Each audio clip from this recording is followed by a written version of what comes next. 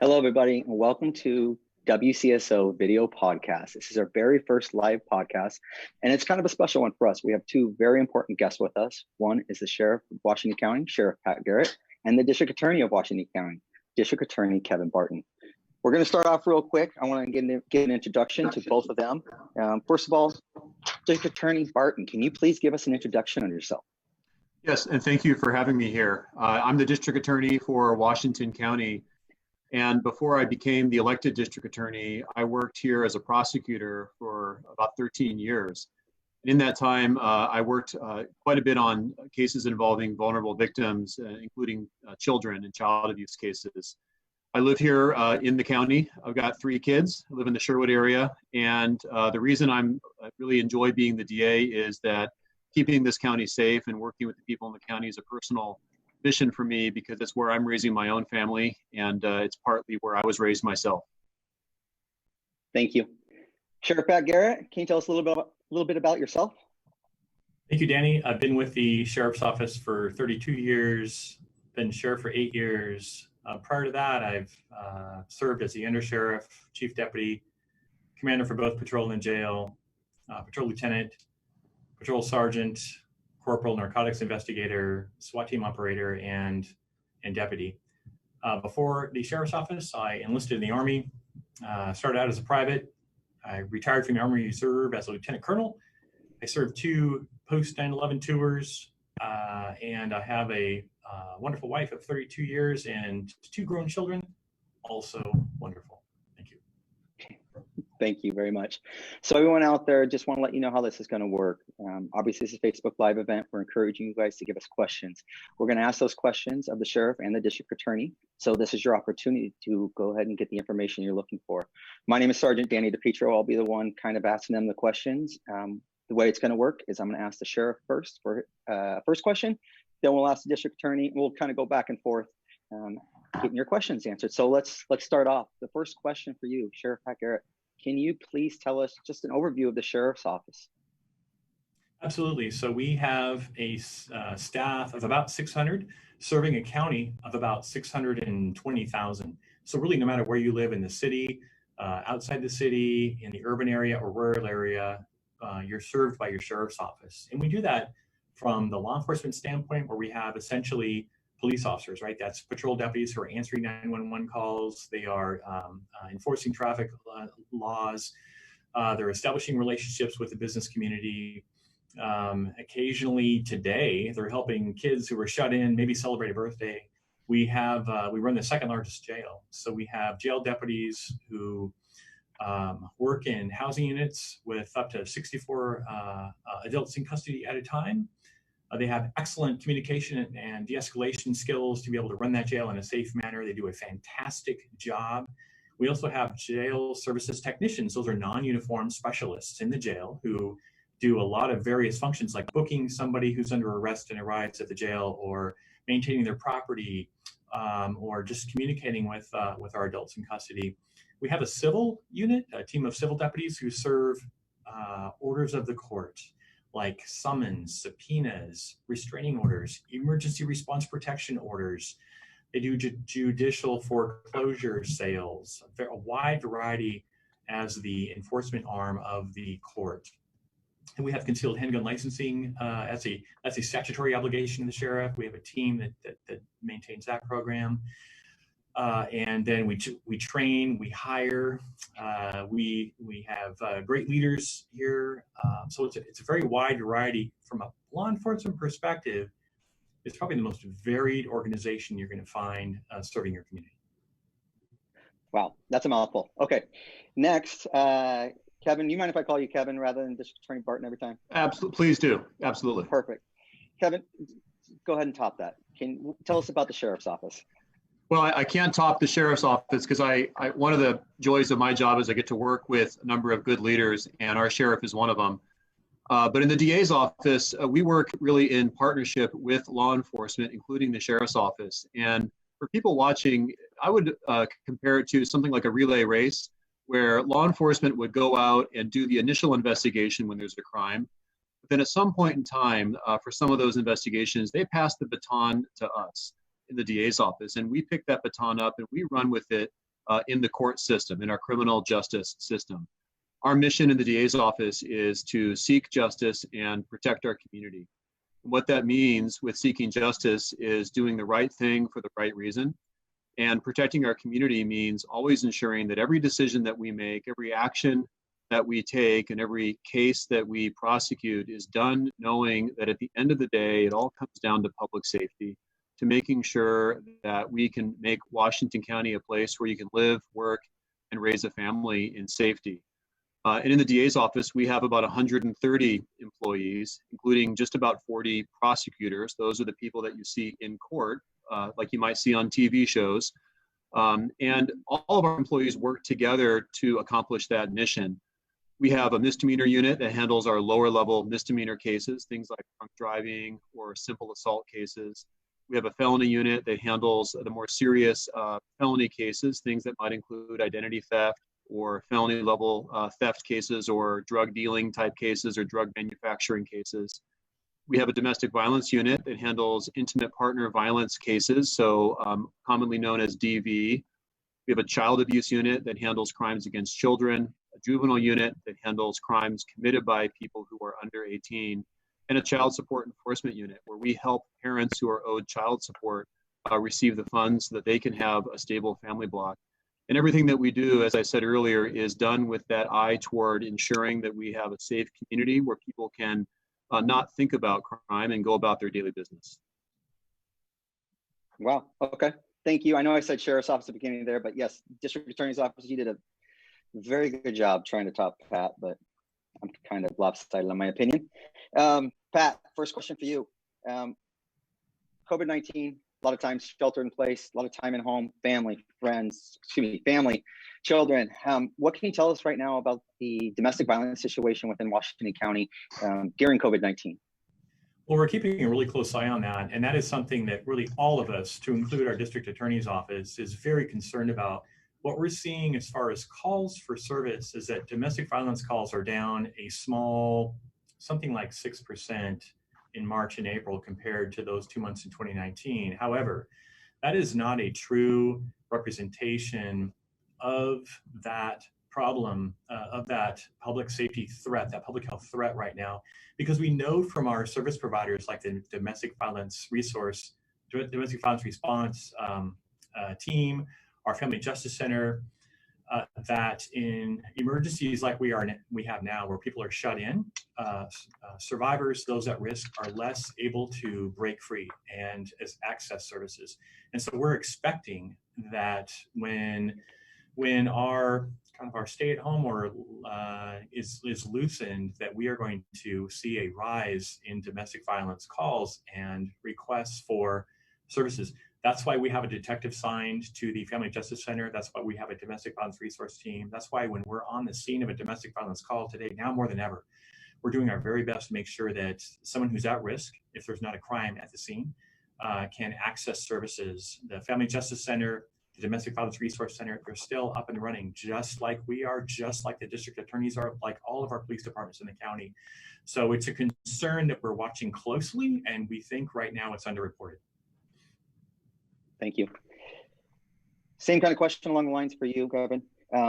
Vulnerable victims, but in this case, victims that could be child abuse going on during the COVID-19. What are you and your office doing during these times to help prevent child abuse within the home?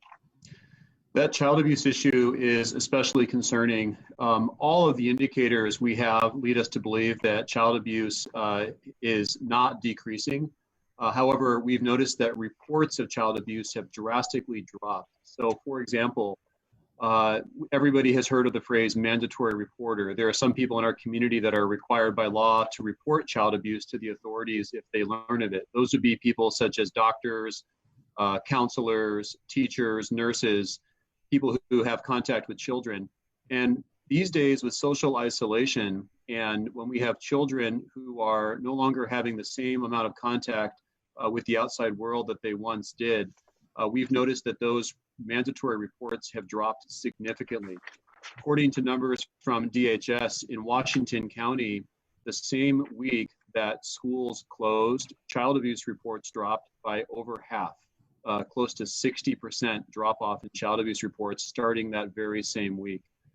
Also, we've noticed that very same week and then continuing forward, Washington County's child abuse clinic, a clinic called CARES Northwest, which is a medical clinic that's dedicated to treating children who suffered abuse and neglect, their appointments to treat those children dropped by up to 60%. And then finally, in the DA's office, we've noticed a drop off of about 50% or half the volume of cases for child abuse. So our concern is that with COVID-19, it's not as though suddenly child abuse just stopped, but rather with social isolation and the increased stress and children being at home and not having access to the same care providers and the outside world, we believe that it's happening and it's not being reported. So to combat that, we've done extensive outreach to let people in our community know if they see something, say something, to call the police, to call the reporting hotline, to let people know what's happening. April was Child Abuse Awareness Month, and we did outreach via social media and our web outlets to let people know about that. And we're just doing everything we can to encourage the reporting of it, to get it out in the light, because that's the only way that we can help vulnerable victims like children or domestic violence victims that Pat mentioned. Thank you. Sheriff, next one's for you. Jim wants to know, how is the Sheriff's Office handling hiring during this current time? We are recruiting a little less aggressively than we had up until really the stay-at-home order went into effect. But what we are seeing is an increase, and it's driven by the economics that we're facing today. We are seeing an uptick in applicants, which is really exciting for us. We want to grow our recruiting program. We are growing our recruiting program to increase numbers and diversity. This is a great time to be interested in doing some of the most important work that you can for your community, and that is to work at the Sheriff's Office or somewhere in public safety. Join WCSO.com is a great place to get started. We are preparing to bring on about 18 new deputies in our next hiring class in July. And we have brought on one hiring class since COVID really began. And we have, fortunately, a large classroom where we were able to socially distance for the classroom portion, and are just taking really, really great care that we do that throughout the training phase. Gotcha. Kevin, next question's for you. How has the court process been impacted since COVID-19? Well, the courts, like every aspect of our society, have had to modify to deal with the challenges, but our courts are considered an essential function.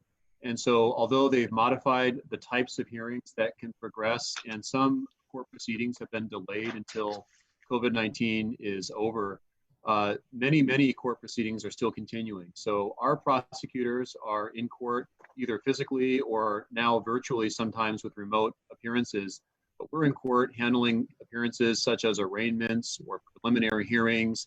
We're in fact even handling jury trials. We had a robbery trial last week, and we're in the midst of a child sex abuse trial this week, and have another child sex abuse trial set next week. So we're doing what we can to find that balance. And the balance that we're looking for is the balance between public health and public safety, because we need to ensure that we can make sure that both of those priorities are met in order to allow this essential aspect of our society to continue. And that is the court system and our justice system, so we can provide victims with their day in court and people who are accused of crimes with their day in court as well. Perfect, thank you. Next question for you, Sheriff. This has got to be one of the questions that I'm asked the most often throughout my entire career. What's the difference between a deputy and a police officer? Great question. So a police officer serves the city that employs him or her. They enforce primarily state criminal statute and they have that in common with deputy sheriffs. That's the bulk of our work that we do. They are just as interested in building relationships and connections with their community and their cities as we are building relationships with the communities that we serve across our county. Though they are focused in the city, we are generally focused outside the cities, but we provide countywide resources because the city needs a jail, for example, to be effective. City officers enforce some city code that's unique to that city, passed by their city council. Sheriff's deputies enforce some county ordinances that are unique to the county in which they work. Both city police officers, county deputies, and state troopers, we all have statewide police powers if we need to use them anywhere in Oregon, though that's pretty rare outside your jurisdiction. What we also have in common is that we need a justice system to support the city police department and the sheriff's office law enforcement function, like a district attorney's office, like probation officers, to make sure that those folks transitioning out of custody who have been sentenced for committing crimes have the best chance of not repeating those crimes, right? Not coming back into custody, not committing new crimes. We need a juvenile department to help get our kids back on track if they are straying off track. So really those agencies need that structure of a countywide justice system for us to have success at the local level when it comes to policing and public safety. Gotcha. So this one's kind of a question for both of you. We'll start with you, Kevin. I know you already touched on this, Sheriff, but see here, it is Cynthia asked, are you guys currently hiring not for lawyers or not for police officers or deputy sheriffs? Are you guys hiring, let's see here, support positions? The short answer is in the DA's office, we are always on the lookout for qualified and interested applicants. We have different positions in our office aside from the attorney positions. So one of them is a support position, a legal support position. Another important position we have in our office that we routinely hire for is called a victim advocate. The victim advocates are social workers that work alongside the prosecutors in our office to ensure that crime victims, the people that we serve in so many of our cases, are fully aware of their rights throughout the criminal process, because in Oregon, crime victims have rights just the same way that people who are accused of crimes have rights guaranteed by our Constitution. But also, oftentimes these advocates are important because they help shepherd these victims through what can many times be an unfriendly and unfamiliar process. So sometimes it can be as simple as sitting with someone in court while they're waiting for a sentencing hearing, or it can be explaining what they might expect to happen at the court hearing when they might need to testify. And we are always on the lookout for qualified people to fill those types of positions or our legal support positions. I would encourage anyone who's interested to go to the county's website. We do our hiring through Washington County, and there will be available positions listed there when we have openings. Sheriff, same question. Are you guys hiring support positions? Boy, are we ever. We hire positions, both support positions and specialist positions. And I'll just run down a few of them. Criminal records specialists. That's a 24-hour operation. They answer phones, they write some reports, they do vehicle releases, they maintain custody of all of our reports and citations, working through an electronic records management system. There's a great deal of variety in their work. I mentioned jail services technicians earlier. There's about 40 of them that help. We could not run our jail without them. They also have an enormous variety of duties, from booking to property to our segregation unit, working in the control center. If there's a emergency in the jail, the emergency gets managed through our master control, and that's where our jail services technicians work there as well. We have administrative specialists. They provide really important support on the administrative side in pretty much every work group that we have. And I didn't mention earlier, as far as functions that we provide, are detectives. We have detectives. Now that's you come up in the uniformed function to become a detective. You have to become a really great deputy first.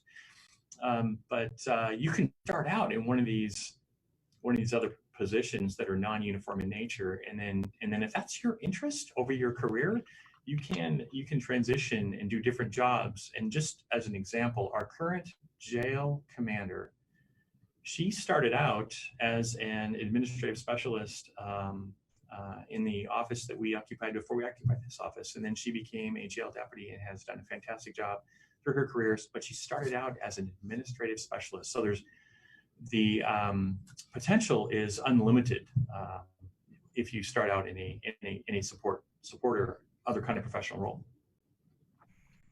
Thank you. Kevin, back to you. You mentioned child abuse earlier and mandatory reporter. If you're not a mandatory reporter, what steps can we take as a community member if we learn of child abuse? Well, the first thing is if you learn of child abuse, you can call the police. And if it's something happening now or something where there's an immediate safety concern, you should absolutely not hesitate and call 911. There's no doubt about that whatsoever. I think sometimes people are reluctant at times to call 911, but really the dispatchers who are there want you to call, especially if there's a safety concern. If it's something with child abuse where you learn about something that happened perhaps many months or years earlier, which is a very common phenomenon with that type of case, because children will often wait to report abuse. They won't report it right away. Sometimes they're embarrassed. Sometimes they're afraid their abuser might still be someone they have contact with. So if there's child abuse that's occurred in the past, you can call non-emergency dispatch and let them know. You can also call, there's a statewide child abuse number, and it's 1-855-503-SAFE. So the word SAFE spelled out. I'll say that again, 1-855-503-SAFE, SAFE.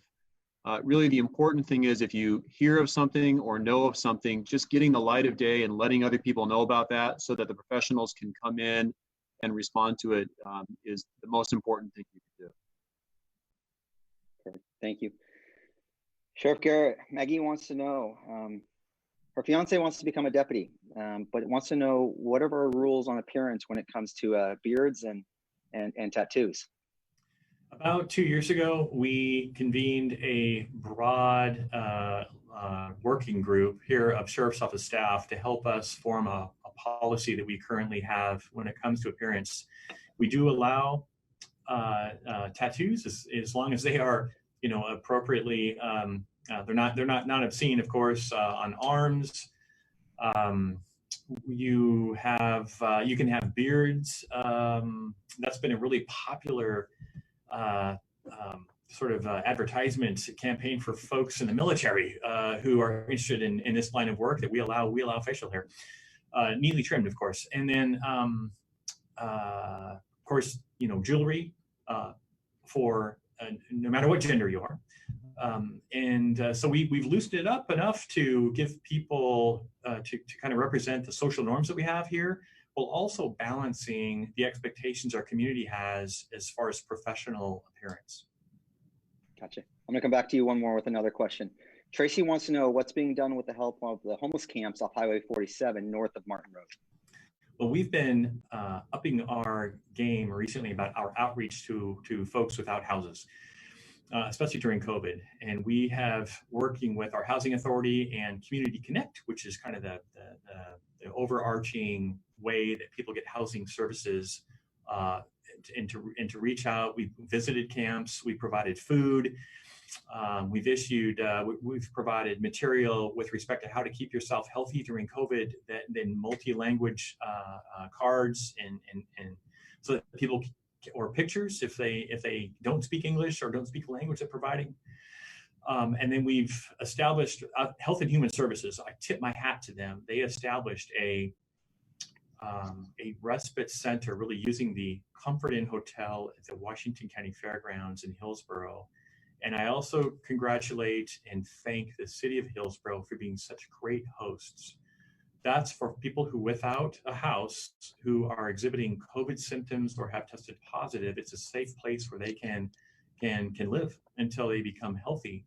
And then we'll try to connect them with housing services. So the outreach is continual. It's a big lift, and we're just working with the partners the best that we can to connect them to resources. Thank you. DA Barton, question for you. Obviously, people on your staff are essential. What are you guys doing in the DA's office to keep the essential workers safe during the COVID-19 times? Thanks for asking that. And that's actually one of the things that keeps me up at night worried about, because so many people in our office come here and everyone has a family, everyone has a personal situation at home, but everyone in our office is also committed to our mission, and we know that we're here to serve the community.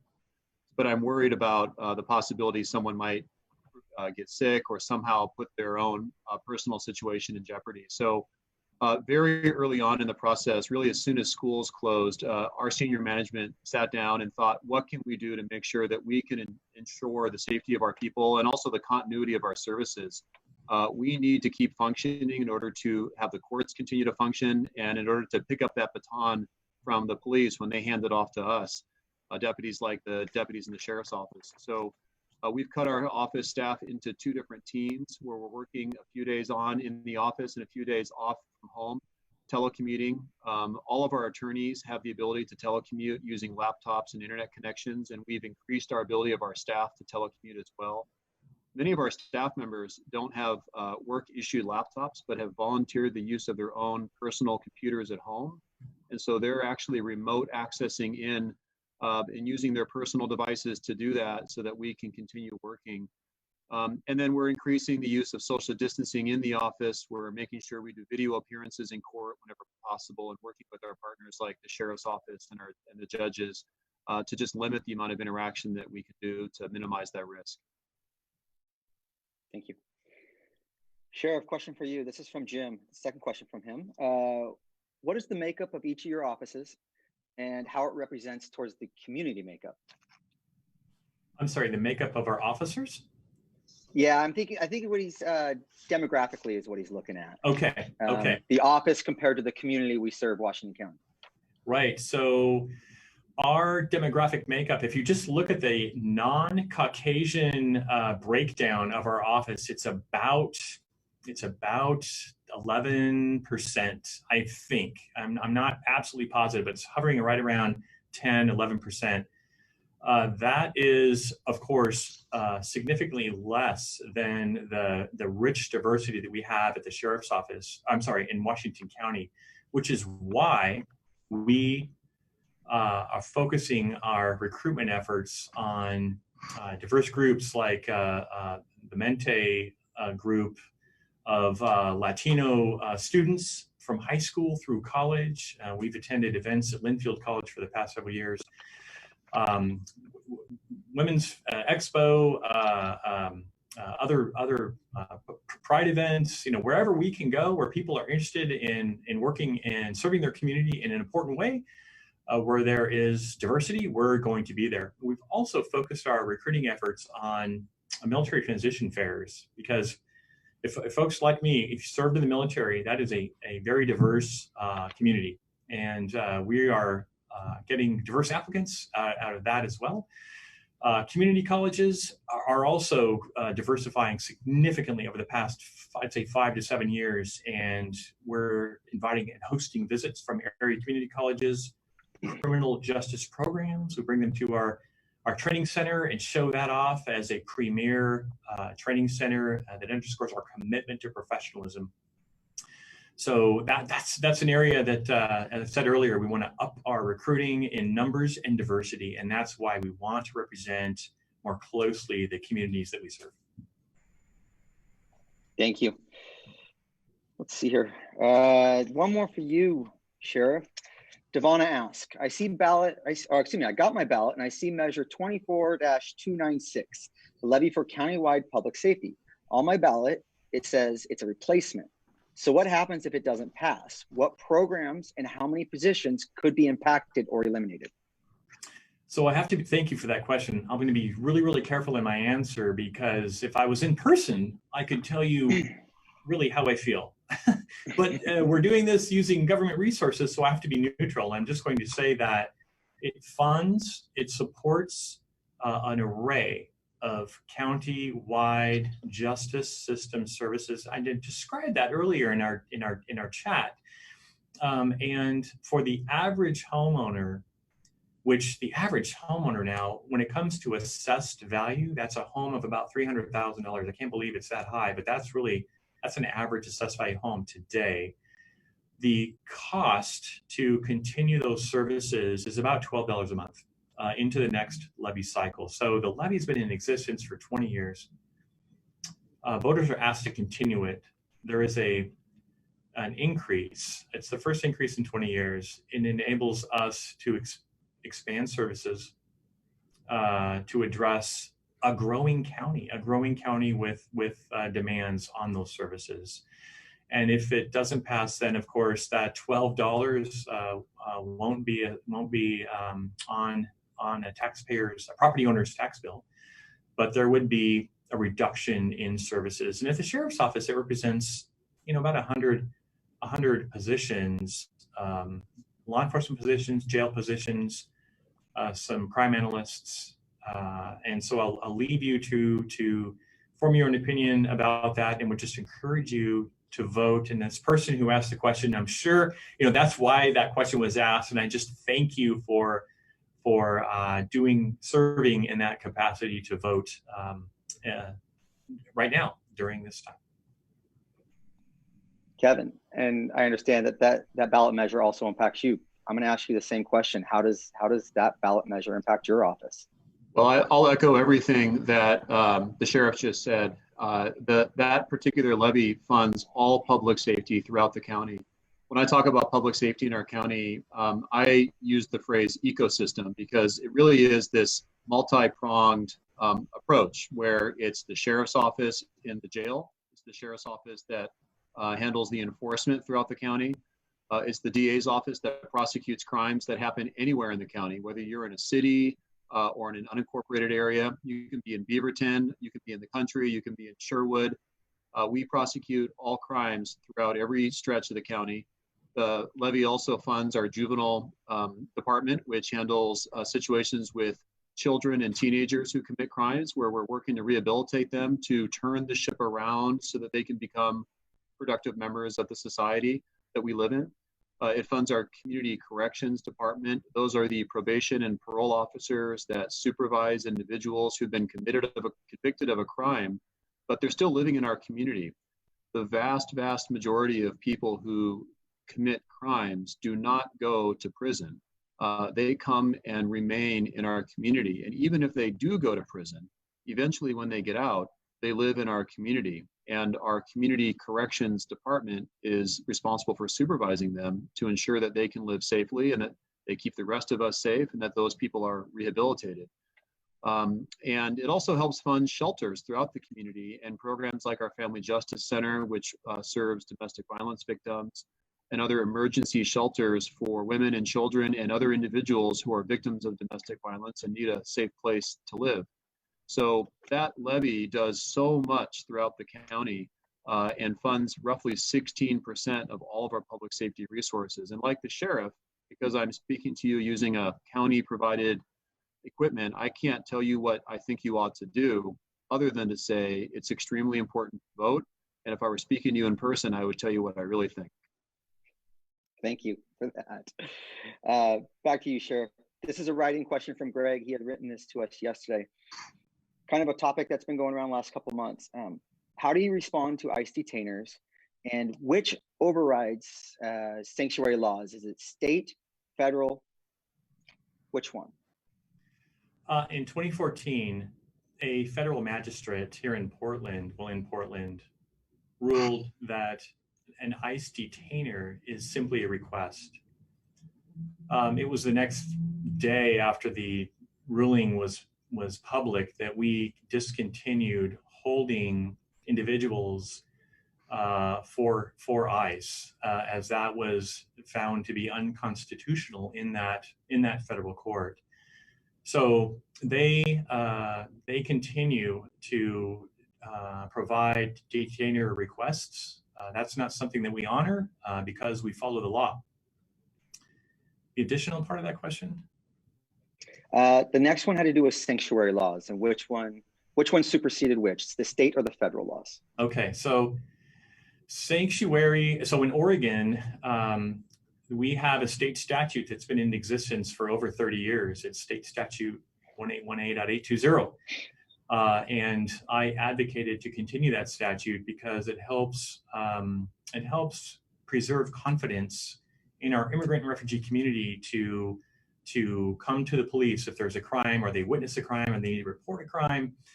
And that essentially prohibits local law enforcement from using personnel resources to enforce federal immigration law if the person's only law violation is federal immigration.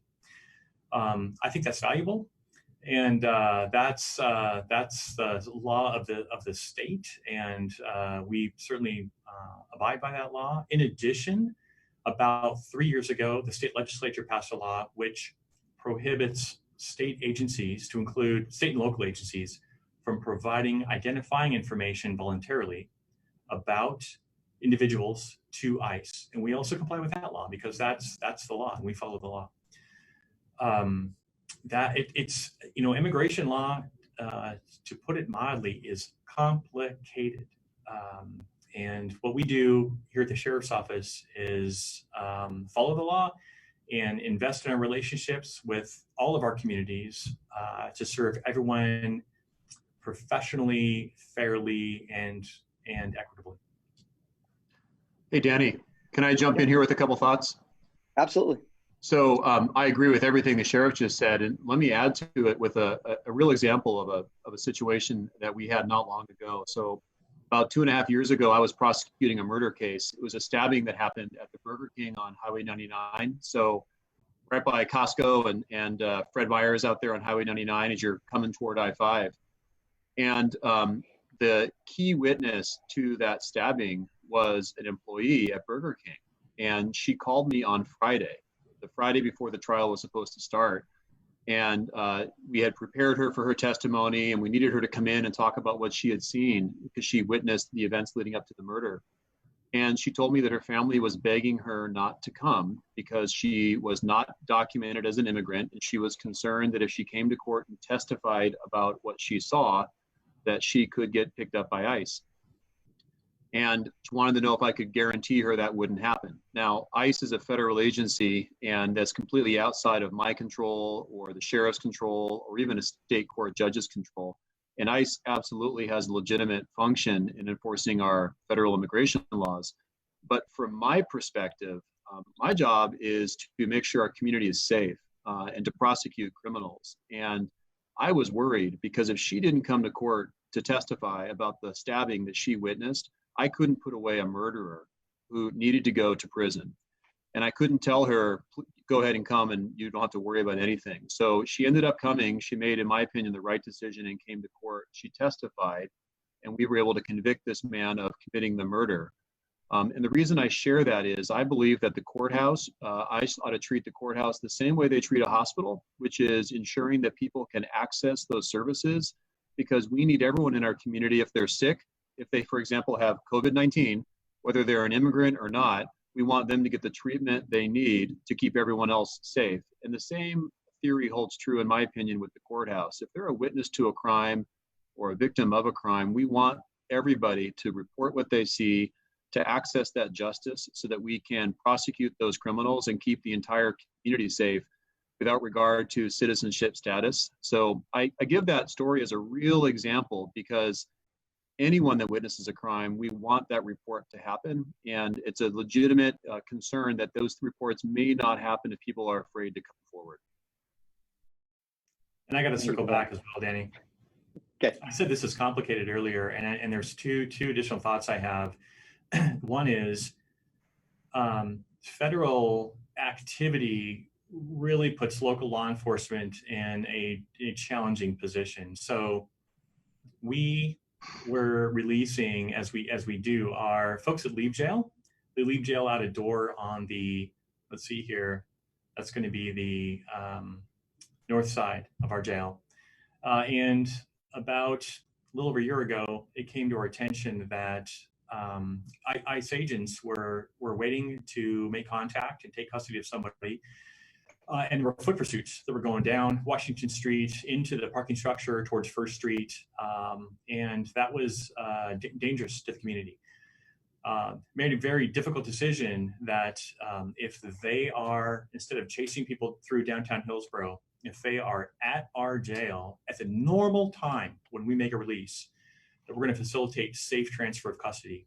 And that's a difficult decision, and I have heard from people who have been directly impacted by that, and that's painful, and I get that, and it pains me when that happens. Now, in 2019, I knew that happened at least 2 times, but that's a challenge that we're facing here, at least in my office.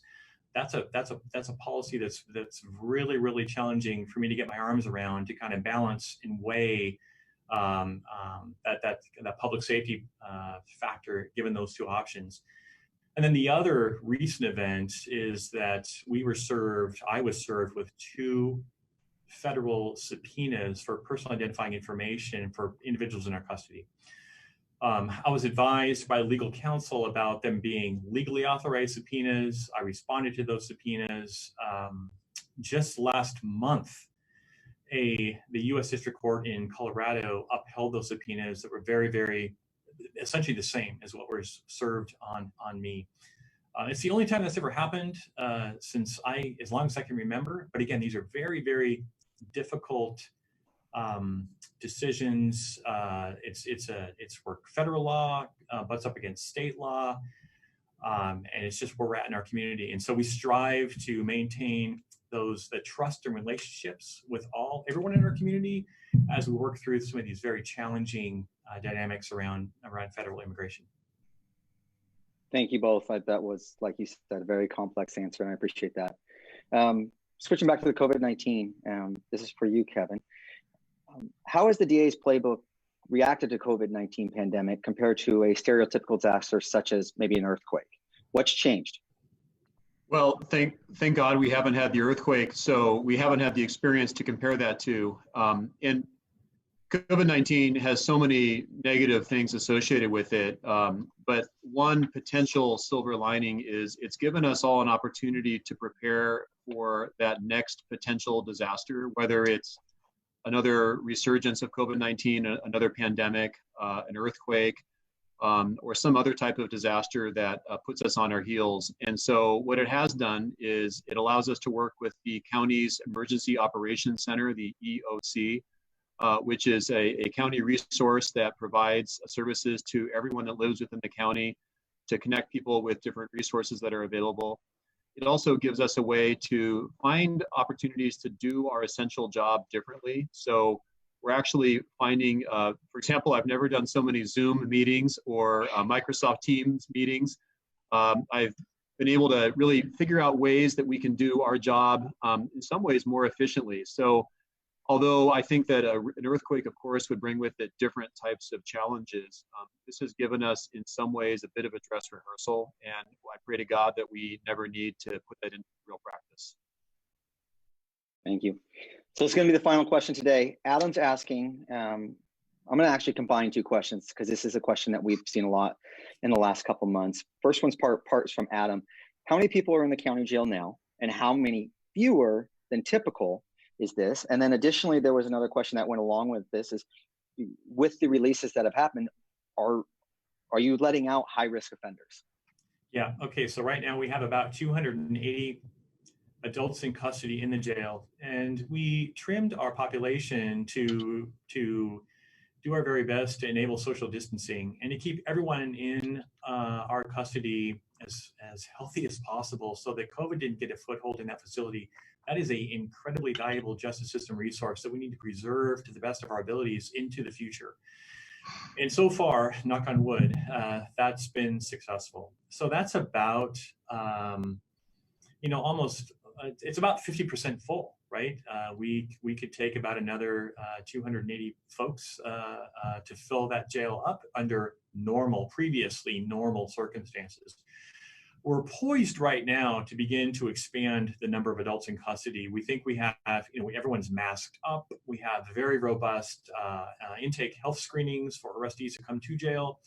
We temporarily established some booking criteria limited to major crimes or domestic violence crimes, I saw a great question earlier about restraining orders. That a restraining order violation is going to come to jail.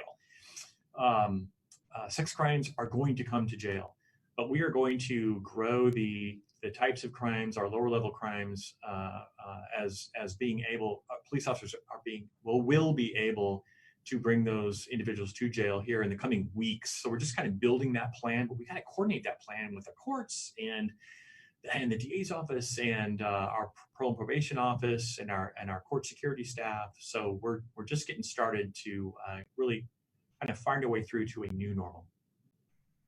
Thank you very much. So that's the last question we're going to take today. I know a lot of people have written in some great questions. Unfortunately, we were not able to get to them all.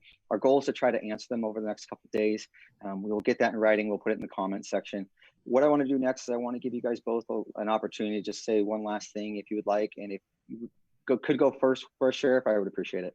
I just want to thank people for tuning in. It's fantastic. The questions I've seen, I'm sorry we haven't gotten to all of them. As Sergeant Deeper just said, we will. I want to thank our new front line, people we identify and consider as working on the front line that we haven't before. Our grocery store stockers are people who stock the shelves at our grocery stores. In addition to our health providers, all of our public safety and law enforcement folks that are working in our community, even our seasonal laborers who are here to harvest the food that the people at the grocery store stock. I mean, they are a very, very important part of making our society work. And we're recognizing that now in ways that we haven't before. And then just thank everybody for fulfilling your civic duty to vote sometime between now and May 19th. Thank you. Deputy District Attorney Kevin Barton, sorry about that. No, that's okay, Danny. I want to echo everything that the sheriff just said. I want to remind people too how important it is to vote, not just because the public safety levy is on the ballot, but there are so many important races and issues for people to voice their opinion. And I think it's one important thing for us all to remember is that an essential aspect of our community, we've talked so much about what are the essential businesses and the essential workers. But the essential aspect of what we're doing here is ensuring that our community has a voice and that we find a way to rebound and come back from this. I believe this pandemic has a beginning, a middle, and an end. I hope we are leaving the middle and coming to the end, but we need to do that, of course, responsibly. And I want people to know that whether it's in the sheriff's office, the DA's office, or really anywhere within the county government structure, we are all working to find a way to come out of this safely so we can get back to normal. And I just hope everyone is in good health. And if people have questions, feel free to reach out to myself or I'm sure the sheriff.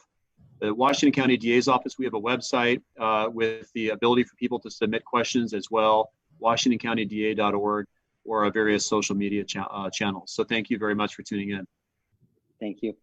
I want to say thank you to both you guys. This is our very first podcast that's run live. We couldn't think of any better guests than two of you. So thank you again. We appreciate all your answers.